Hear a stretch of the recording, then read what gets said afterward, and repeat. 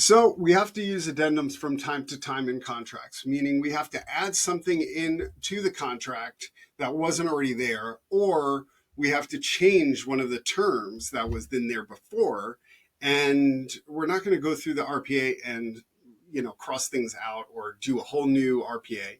We're just going to add an addendum to, again, either add something else in or change or remove one of the terms that are already existing. And so an ADM is the blank car form that you would use in order to make these changes. ADM is really straightforward. You have the addendum number, and you put in number 1 for the first one. And if you had more than one, you just put in the sequential order as to which one it is.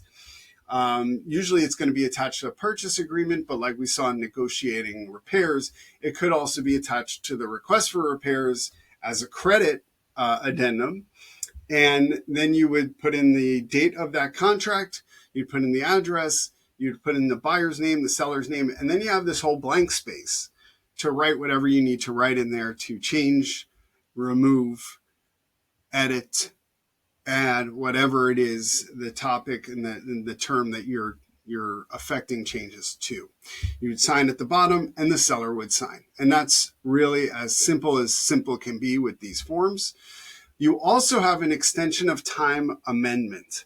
So this is a pretty standard and often used form. It is like an addendum, and you're changing the time for one of the time frames within the contract itself. That's really why you're going to use this form.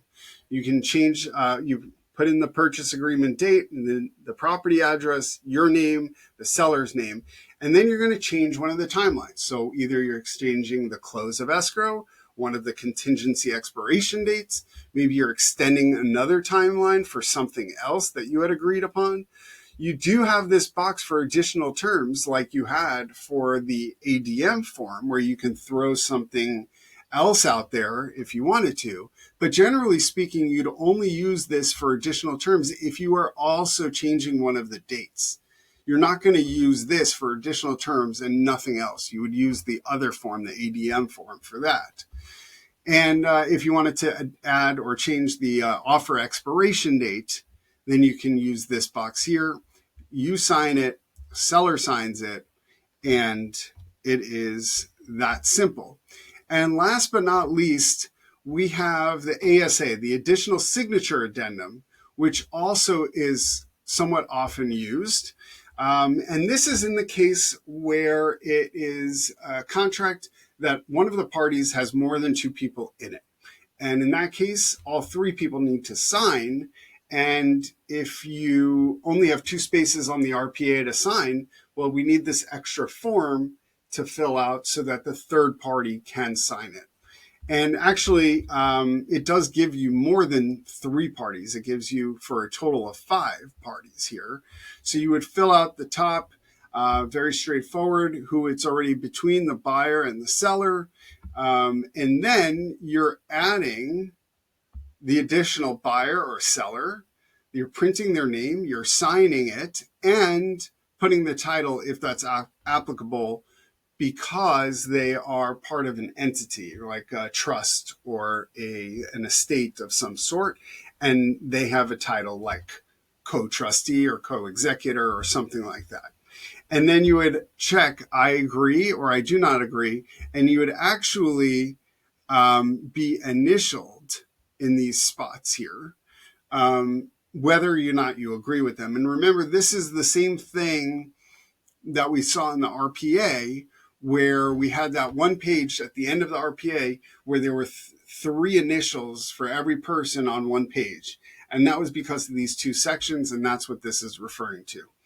And then you have their signature and the date. So again, additional signer, buyer, seller, what the name of the buyer or seller is, if they're being represented by somebody, who they are being represented by, and what that person's title is.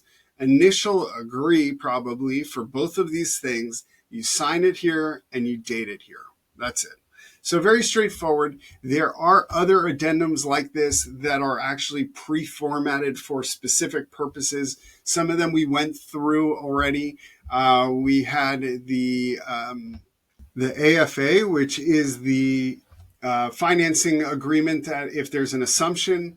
We had the backup offer agreement. We had the probate addendum. We had the seller financing, the seller to remain in possession, and the tenant's occupied property.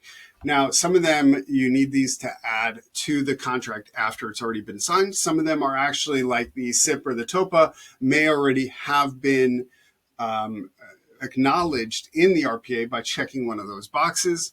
So, we have these pre-formatted ones. And again, we have the catch-all, which is the ADM in case you can't find one of these forms or you don't know which one to use. You can always use the ADM. That's always just a fine catch-all that is useful for those situations. So that's what an addendum is and why you would use it and what kind of addendums there are and how to fill them out. So hope that helps, and I'll see you in the next video.